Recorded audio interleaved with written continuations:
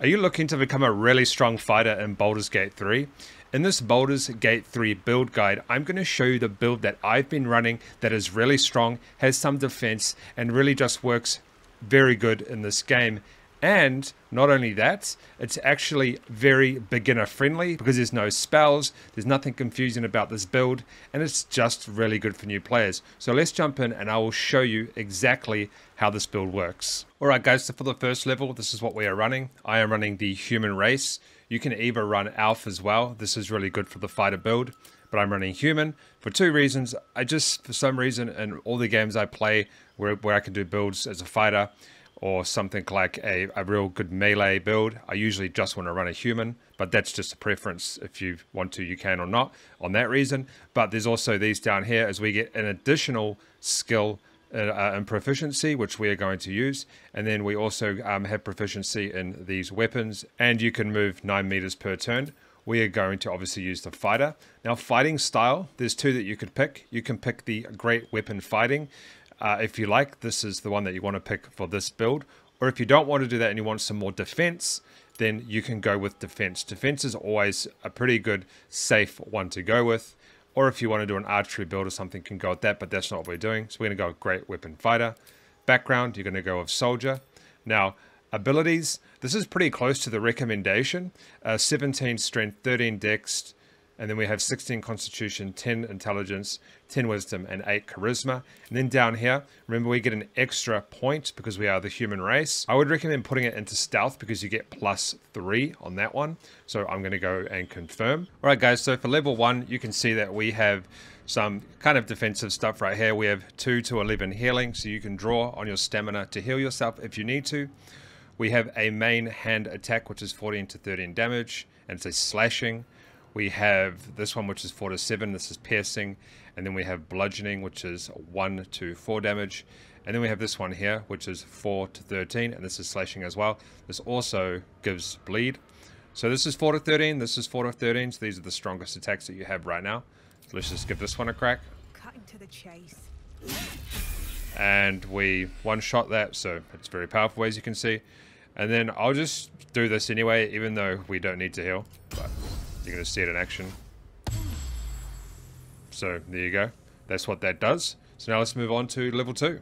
Alright guys, level 2 is really simple. We're going to get action surge. Immediately gain an extra action to use this turn. This is really good. Let's go to the next level. Now for level 3, this is really a no-brainer. This one, we're going to go with subclass champion, and this is because the number you need to roll a critical hit while attacking is reduced by 1, and this effect can actually stack.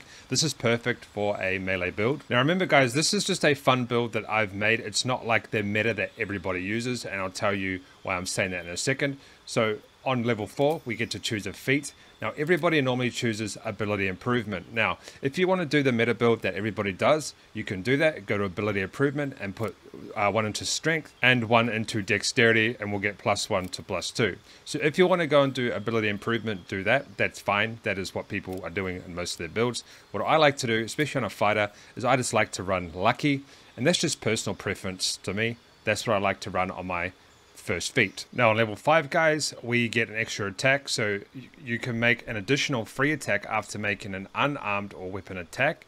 If you gain an extra attack feature from more than one class, they don't add together. Level 6, we get another feat, and what I'm going to do now is I'm going to go ahead and I'm now going to put that into ability improvement. You can do it the other way around if you like, but I chose lucky.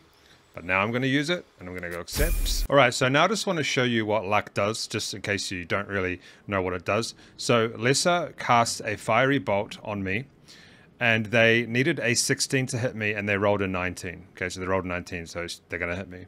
If I can go lucky, they missed, because I chose to use one of my luck points.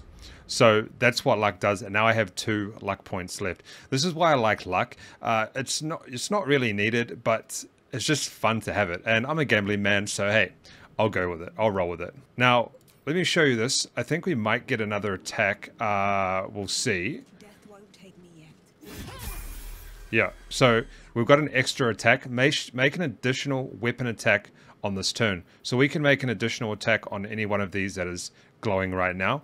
There's no enemies nearby, so we're not going to actually do that. but you can do that if there's enemies that are close by. All right, guys, so now we are rocking this one here. This is level 7. We're getting these two. Remarkable Athlete Jump, and then we're getting Remarkable Athlete Proficiency. You can just have a look at those if you like. Pause the video, or you'll get to them anyway as you level up.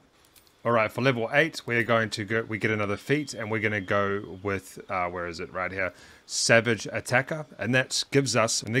When making a weapon attack, you roll your damage dice twice and use the highest result. So this is going to give you a higher damage. Now you can have this earlier on if you like, instead of something like luck.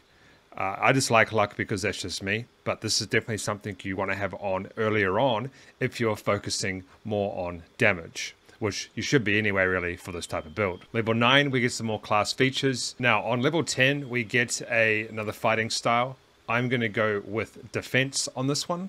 That's what I run. On level 11, we get another class feature, improved extra attack. You can make 2 additional attacks after attacking with your main-handed weapon. That's really good. Now, level 12, we get another feat, and we're going to put it in Great Weapon Master. And mainly, I don't really care too much about the bottom ones, but mainly, when you land a critical hit or kill a target with a melee weapon attack, you can make another melee weapon attack as a bonus action that turn. This is very powerful for this build. Alright guys, that is the build that I'm using from level 1 to level 12 as a fighter in Baldur's Gate 3. Thanks for watching my guide.